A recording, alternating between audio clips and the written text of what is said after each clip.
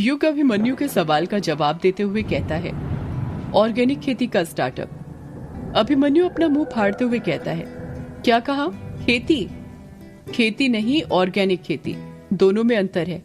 मैंने देखा है आजकल बड़े बड़े बिजनेसमैन अपना सब कुछ छोड़कर ऑर्गेनिक खेती कर रहे हैं, क्योंकि ये भी एक अच्छा बिजनेस है और मुझे यकीन है मैं भी कर सकता हूँ और इसे एक अच्छा स्टार्टअप बना सकता हूँ।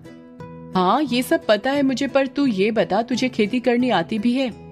आती तो नहीं, पर हाँ सीख जाऊंगा। वो कैसे? यार, आजकल YouTube सब सिखा देता है।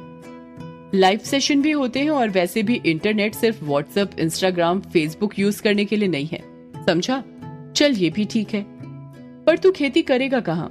तेरे पास जमीन भी है खेती करने के लिए? अभिमन्यु, तू अंधा है क्या? तूने ग्रेवयार्ड कोठी के बाहर जो 2 हेक्टेयर जमीन खाली है वो नहीं देखी क्या? बेटा, वो जमीन नहीं, कब्रिस्तान है। तू शायद भूल रहा है, तेरी ये ग्रेवयार्ड कोठी कब्रिस्तान के ऊपर बनी है। तू कब्रिस्तान के ऊपर खेती करना चाहता है? यार अभिमन्यु, तू कैसी बातें कर रहा है? कोई 2 हेक्टेयर में कब्रिस्तान बनाता है क्या? हो सकता है बस ये कोठी कब्रिस्तान के ऊपर बनी हो, बाकी जगह ठीक हो। और एक बात बता, तू मेरा दोस्त है ना, तो तुझे तो मुझे मोटिवेट करना चाहिए खेती करने के लिए कि मैं कुछ नया करने जा रहा हूँ। इससे एम्प्लॉयमेंट भी बढ़ेगा और देश की तरक्की भी होगी। तू मुझे इतना डिमोटिवेट क्यों कर रहा है? अभिमन्यु को अपनी गलती समझ आ जाती है और वो कहता है, सॉरी यार, मैं भूल गया था कि इंसान को नौकरी करने के लिए नहीं बल्कि नौकरी देने के काबिल बनना चाहिए। तेरे इस काम में मैं पूरी तरह तेरे साथ हूँ। बस तू एक आवाज लगाना कि क्या मदद चाहिए तुझे और मैं झट से हाजिर हो जाऊंगा। शुक्रिया यार, जब तेरे जैसा दोस्त मेरे साथ है तो कोई भी चुनौती मुझे रोक नहीं सकती। तो फिर काम शुरू करें। कैसा काम? युग अपने चारों तरफ देखते हुए कहता है, यार तू फिर भूल गया? कल रात में मैंने कहा था ना कि सुबह उठते से ही पहला काम ये करेंगे कि हवेली की सफाई करेंगे। दिख नहीं रहा कितनी धूल है यहाँ पर? हाँ यार, बात तो तेरी बिल्कुल सही है, पर तू खुद देख कितनी बड़ी हवेली है।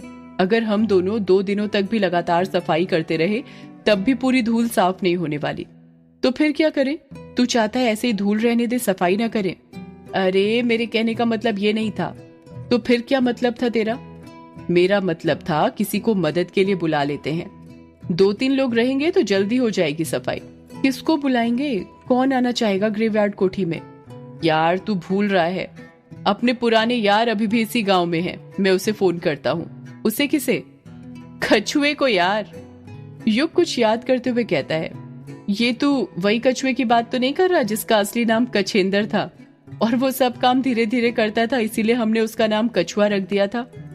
हाँ, मैं उसी की बात कर रहा हूँ। क्या ये अभी भी स्लो है बचपन की तरह? जब तू मिलेगा तो खुद देख लेना। इतना कहकर अभिमन्यु अपना मोबाइल निकालता है और कछुए को फोन करने लग जाता है।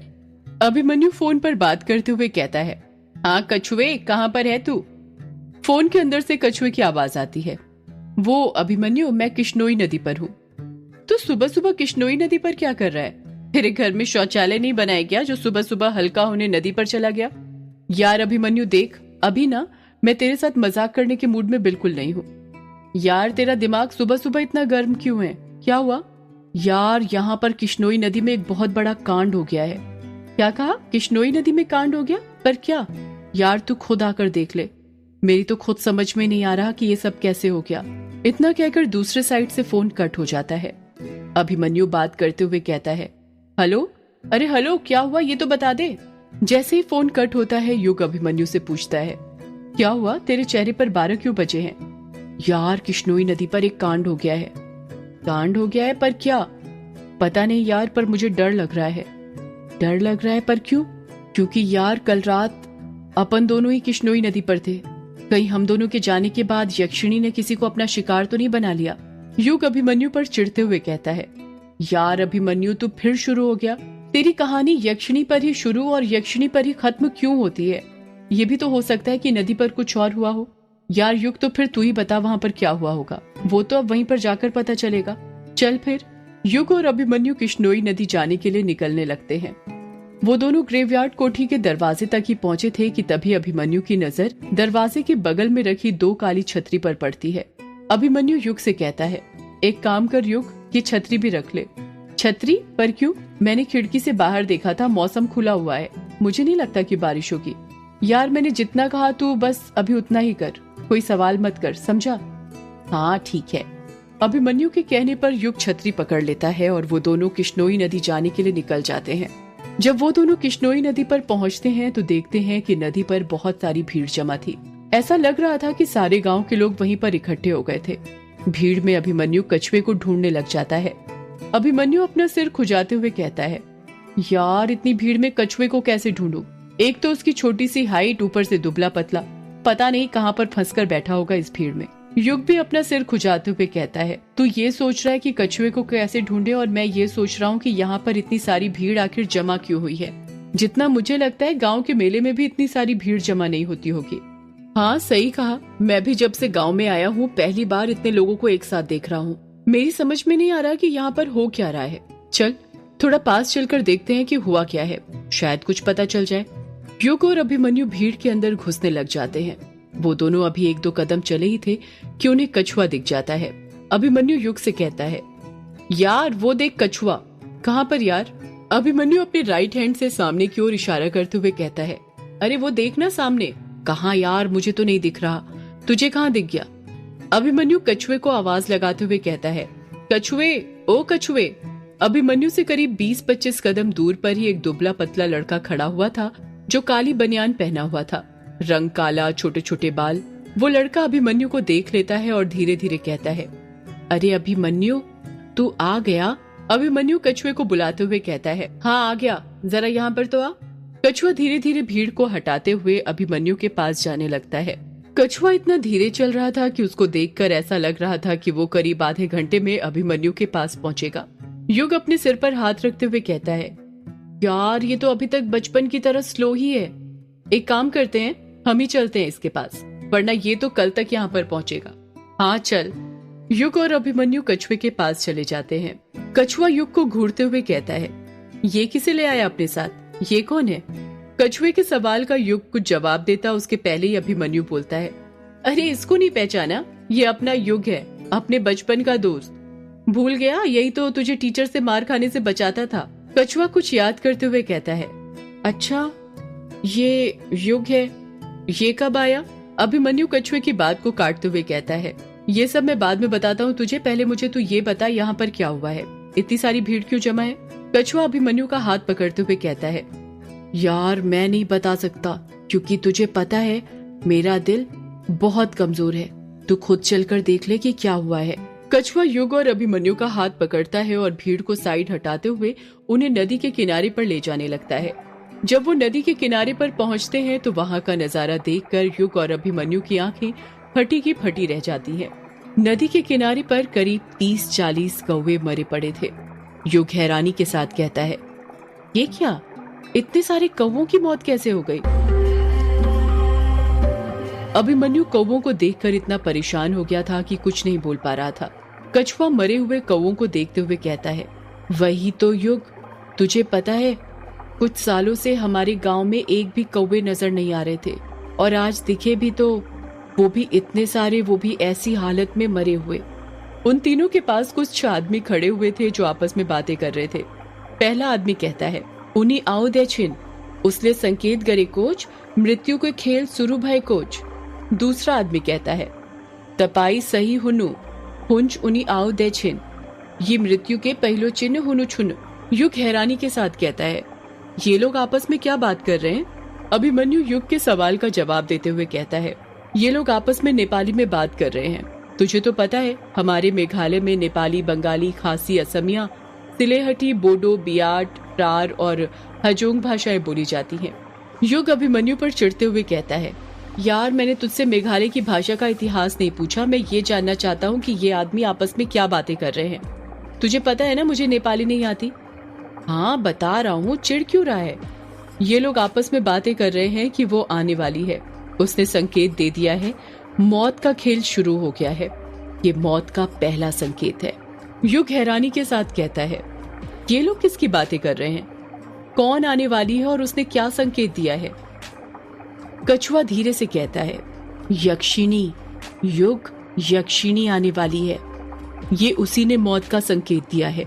युग कुछ रिएक्शन देता उससे पहले ही अभिमन्यु कुछ सोचते हुए कहता है, यार मुझे लग रहा है ये सब हमारे कारण हो रहा है। हमारे कारण? पर कैसे? यार देख, कल रात ही हम दोनों ने ग्रेवयार्ड कोठी का दरवाजा खोला और फिर सुबह होते ही इतने सारे कौवों का मरना ये कोई इत्तेफाक नहीं हो सकता।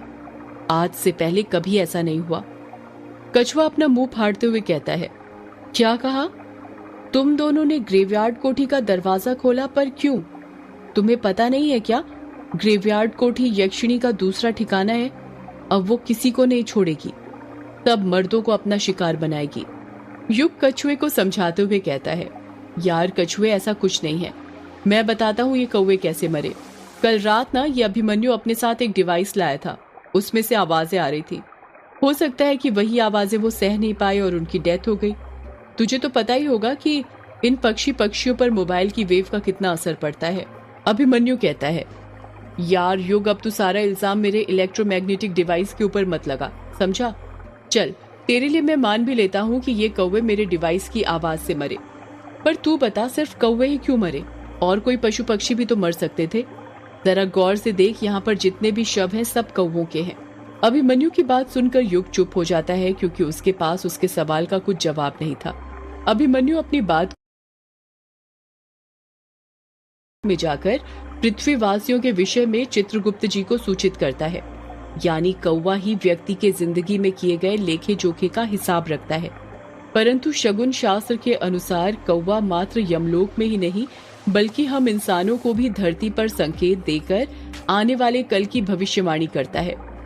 और इतने सारे कौवों की मौत संकेत है कि जल्द गांव में बहुत सी मौत होने वाली है। कछुआ भी अभिमन्यु का साथ देते हुए कहता है। हाँ युग, ये अभिमन्यु बिल्कुल ठीक कहता है। मेरी दादी बताती है कि पुराने समय में ये परंपरा थी कि अगर किसी के सिर पर कौवा बैठ जाए और चोंच मार दे तो जरूर कुछ बुरा होने वाला होता है। आने वाली मुसीबत से बचने के लिए वो इंसान अपने रिश्तेदार को झूठा पत्र लिखकर अपनी मौत की जानकारी देता था। क्या? पर क्यों? वो इसलिए क्योंकि मौत की झूठी खबर सुनकर उसके परिजन उसकी मौत का शोक करते थे और फिर उसी दिन दूसरा पत्र भेजा जाता था कि ये एक झूठी खबर थी। लिखते थे कि उसके सिर पर कौवा बैठ गया था। मान्यता है कि झूठी खबर उड़ाने से कौवे द्वारा लाया गया संकट दूर हो जाता है। युग अभिमन्यु और कछुए की बात को नकारते हुए कहता है। अगर तुम दोनों को ये सब पता है तो क्या ये नहीं पता कि काकभुशुंडी जी श्री राम के परम भक्त थे। उन्हें इच्छा मृत्यु का वरदान भी प्राप्त था।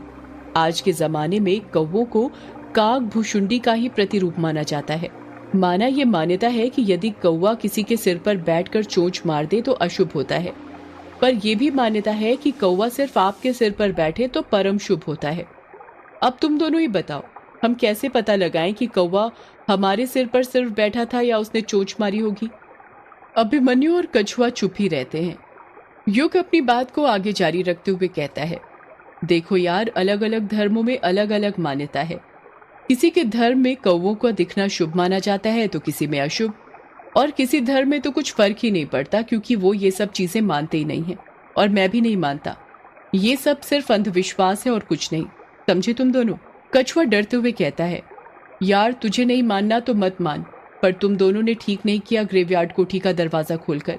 तुझे पता भी है ग्रेवयार्ड कोठी का दरवाजा बंद करने के लिए कितने लोगों ने अपनी जान दी थी? युग चौंकते हुए कहता है। क्या कहा? दरवाजा बंद करने के लिए लोगों ने जान दी थी? पर क्यों? सदियों से है पुरानी ये है यक्षिणी की कहानी। यक्षिणी एक आग है, यक्षिणी तेरा ख्वाब है।